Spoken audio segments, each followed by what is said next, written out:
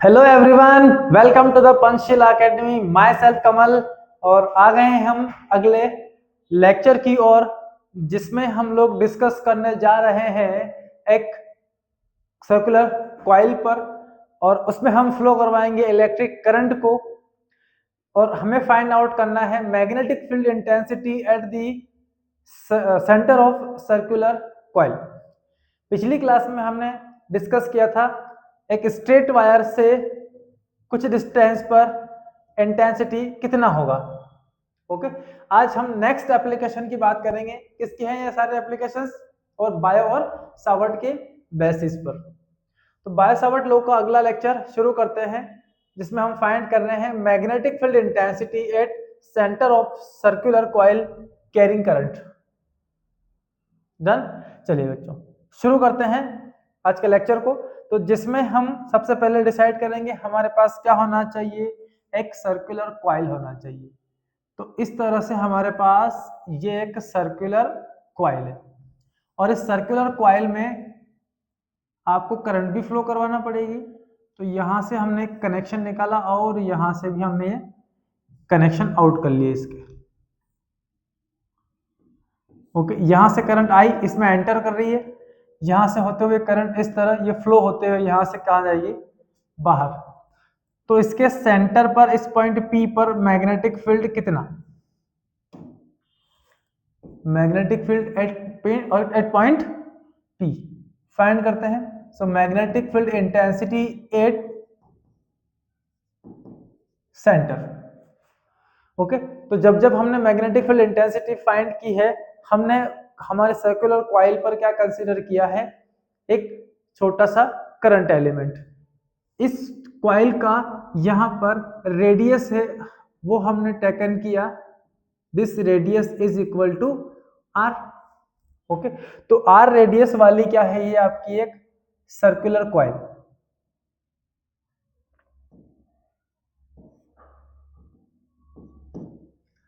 इसमें कुछ इस तरह से ये इलेक्ट्रिक करंट आपकी फ्लो हो रही है। डन। अच्छी लग रही है, थोड़ी अच्छी बनाते हैं।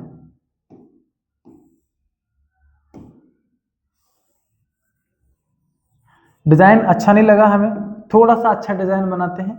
तो इसकी बजाय हम यहां से और अच्छा डिजाइन ले लेते हैं। ये रहा हमारे पास वो डिजाइन सर्कुलर कॉइल के लिए, और इसमें यहां पर हमने फ्लो करवा ली इलेक्ट्रिक करंट। इस कॉइल का जो रेडियस है, इसके सरकमफ्रेंस से किसी एक पॉइंट को हम ज्वाइन कर देते हैं सेंटर से, तो वो कितना है, आर है। तो क्या है हमारे पास, let a circular coil having radius R. कितना रेडियस है इसका, R. Okay, and current I is flowing through the coil. इससे करंट आई हमने फ्लो करवा ली, ये बन गई हमारी current carrying circular coil. Okay, then we have to find, क्या करना है आपको, then we have to find magnetic field intensity at centre of coil. इस कॉइल के सेंटर पर आपको मैग्नेटिक फील्ड फाइंड करना है। सो बाय सावर्ट का कहना है कि जब जब हम मैग्नेटिक फील्ड को फाइंड करेंगे किसी भी लोकेशन पर, तो उसके लिए सबसे पहले आपको डिसाइड करना पड़ेगा किसके बारे में, करंट एलिमेंट के बारे में। तो सबसे पहला हम लेते हैं करंट एलिमेंट। इस कॉइल में करंट आई फ्लो हो रहा है, तो हमने यहां पर एक छोटा सा करंट एलिमेंट लिया ए बी, जिसका लेंथ कितना है, डीएल है। ओके, तो इस डीएल ने इस पर कितना मैग्नेटिक फील्ड लगाना है, वो बायो सावर्ट ने हमको पहले ही एक्सप्लेन किया है। So magnetic field intensity at P due to current element D L. Okay, D L, इसने जो मैग्नेटिक फील्ड लगाया है वो है dB equal to mu naught divided by 4 pi into I D L sine theta divided by R square. Here theta कौन है? तो theta is angle between D L and R. D L और R के बीच angle कितना?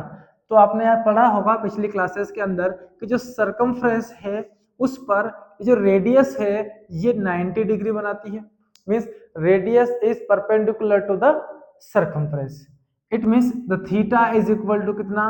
90 degree.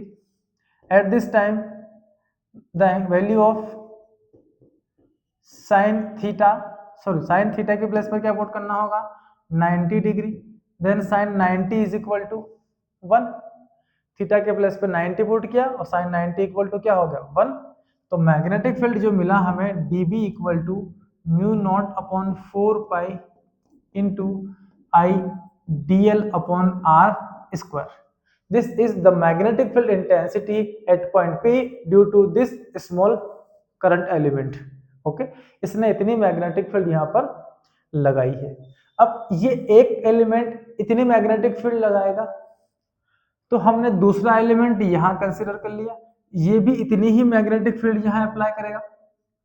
अगला हमने यहाँ टेकन कर लिया, फिर यहाँ टेकन कर लिया, फिर यहाँ टेकन कर लिया। हर एक करंट एलिमेंट अपनी अपनी क्या बनाएगा? इस पर magnetic field intensity, magnetic field बनाएगा। तो हर डीएल की अपनी एक मैग्नेटिक फील्ड इस पी पॉइंट पर अप्लाई होगी। तो पी पॉइंट पर टोटल मैग्नेटिक फील्ड कितना? हर लाइन एलिमेंट का ये डीबी है।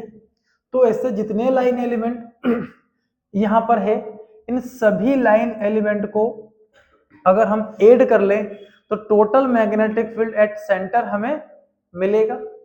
सो टोटल मैग्नेटिक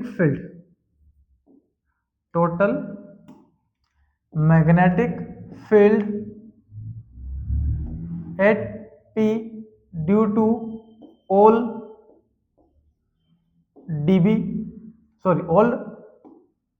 DL वो होगा magnetic field is equal to summation of dB। हर एक का 1 dB है तो सारे dB को हम ऐड कर लेते हैं, तो समेशन dB ये हो गया नेट मैग्नेटिक फील्ड। और नेट मैग्नेटिक फील्ड इस dB का वैल्यू ये रहा mu naught divided by 4 pi into IDL divide by R square.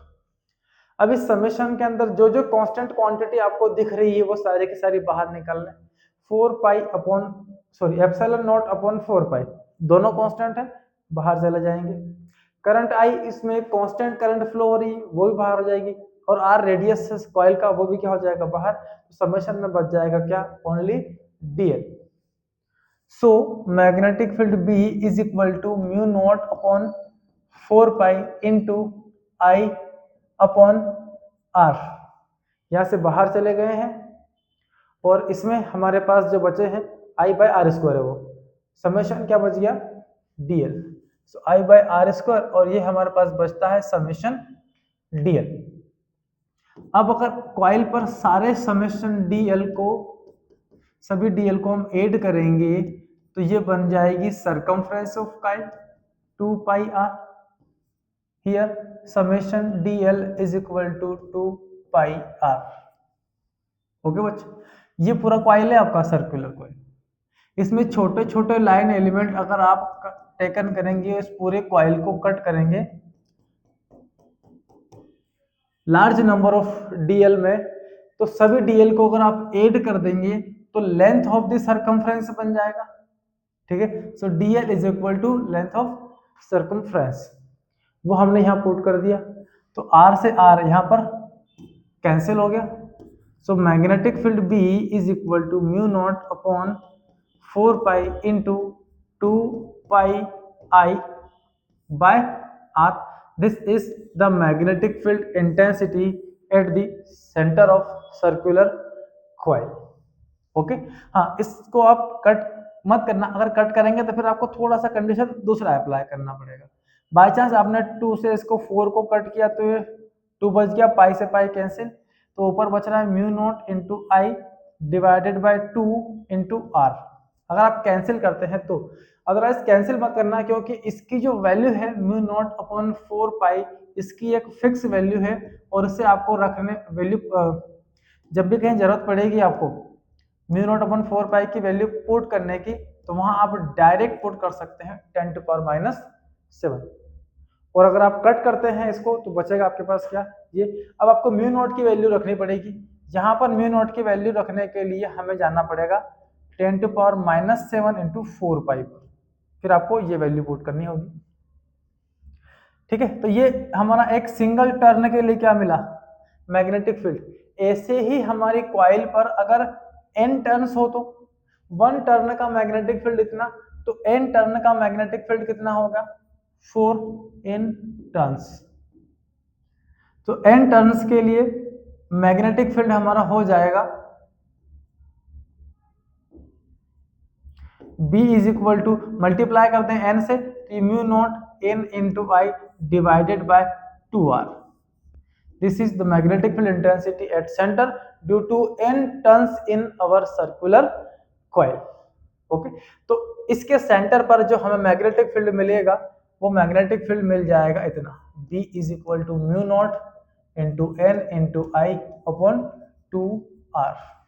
Okay, या फिर B is equal to mu naught upon 4 pi into 2 pi I upon r। Okay, this is the magnetic field at centre of circular coil. ठीक है बच्चों, तो आज का lecture आप लोगों को पसंद आया हो तो लाइक शेयर और कमेंट जरूर करें। एक कॉइल के सेंटर पर हम मैग्नेटिक फील्ड इंटेंसिटी को किस तरह से फाइंड आउट करते हैं, इसी पर बेस्ड आज का हमारा लेक्चर था। ओके, तो ये हो गया हमारा सर्कुलर कॉइल और इसके सेंटर पर जो मैग्नेटिक फील्ड हमने कैलकुलेट किया वो है हमारे पास B इक्वल टू दिस। चलिए, तो आज के लेक्चर में इतना ही। नेक्स्ट लेक्चर में हम बात करेंगे इसी सर्कुलर कॉइल के एक्सिस पर मैग्नेटिक फील्ड इंटेंसिटी कितना होगा। अभी हमने कहाँ डिस्कशन किया था, magnetic field intensity at the centre of circular coil. तो नेक्स्ट लेक्चर में हम बात करेंगे magnetic field intensity at the axis of circular coil. Okay, तो चैनल को लाइक शेयर सब्सक्राइब करना बिल्कुल भी ना भूलें और नेक्स्ट लेक्चर में आप वेट करें, हम नेक्स्ट लेक्चर आपके लिए जल्दी ही लाने वाले हैं। पढ़ते रहें, मस्त रहें, तब तक के लिए ऑल दी बेस्ट।